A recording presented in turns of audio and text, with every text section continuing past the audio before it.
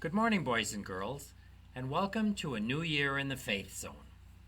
It looks a little bit different than in past years, doesn't it? Well, it is different. But just because it's different doesn't mean we can't gather every Sunday morning, build on our faith, and enjoy a little fun and fellowship. It just means we have to be creative and do it a bit differently. Before we begin this morning, I want to check in with everyone. How was the opening of school? Did you enjoy being back with your friends? I hope that soon we can all be together again in person. It's been a long time since Val and I have seen all of you.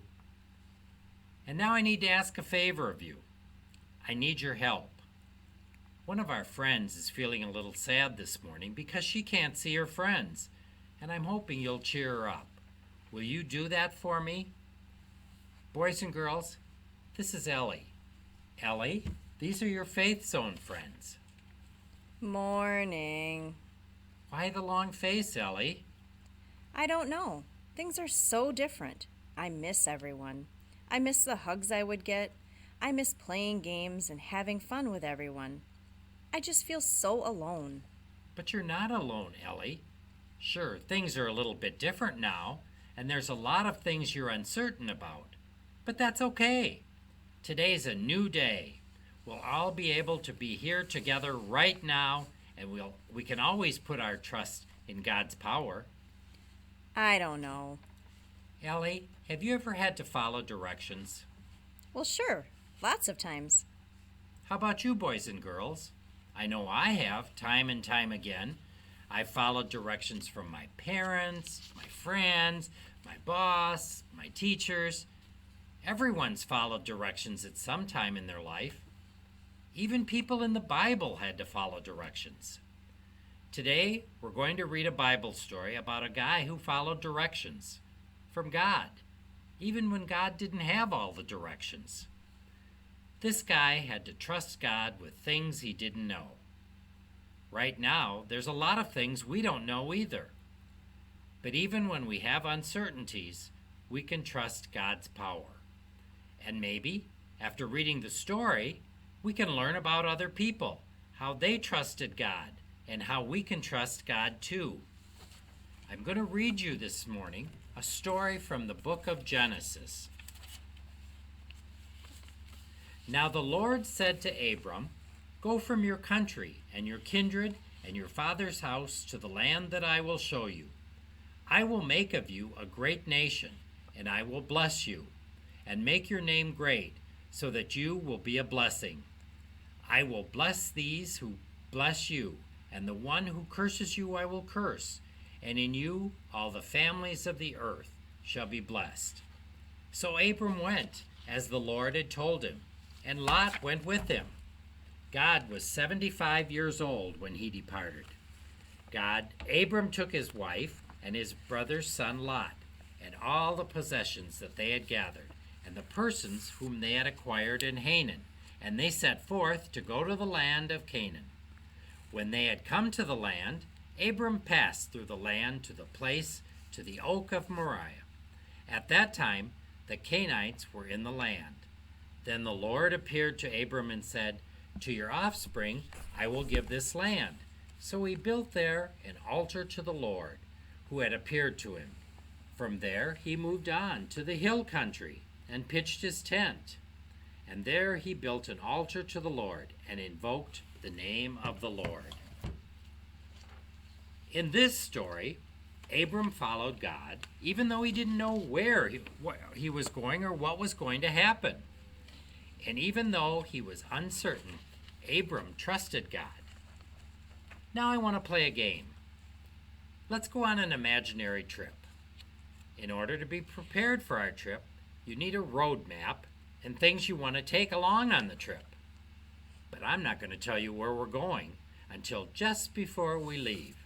And then we'll see if you have everything packed that you want to take along. Then we'll find out where we're going and if you have everything you need to make the trip. Okay? Everybody find a piece of paper. Draw or write what you think you will need to take with you. I'll give you a few seconds to make your list. Ellie, you make your list too.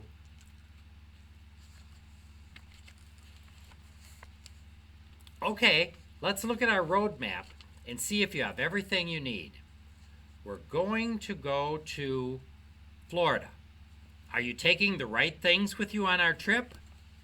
I can't use anything on my list in Florida. What do you wish you had set to take with you? Toys to play in the sand, a swimsuit, goggles, lots of things. I was planning to take a coat and mittens to keep warm. I thought we might be going someplace cold. How about you, boys and girls? Do you have what you need? Okay, let's try again. Get out a new piece of paper and write down what you think you need to take along. Okay, all packed? Let's look at our map. I hope you have what you need for a ski trip. Oh no, wrong again.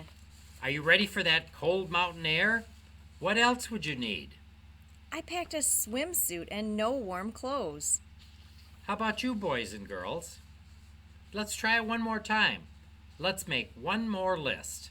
This time we're going on a picnic. So what did you pack? Food, a blanket to sit on, and games to play. Good job. How did it feel to get ready for a trip when you didn't know where you were going? Hard. I didn't know where we were going or what to take along. It's hard to plan when you don't know where you're headed. But that's what happened to Abram in the Bible. Let's reread our passage. Now the Lord said to Abram, "Go from your country and your kindred and your father's house to the land that I will show you. I will make of you a great nation, and I will bless you and make your name great, so that you will be a blessing. I will bless those who bless you, and the one who curses you I will curse. And in all the families of the earth shall be blessed." Let's make a list for Abram. What do you think he would have taken on his trip? Remember, he didn't know where he was going. Let's get out another piece of paper and draw and write what you think would be on his list.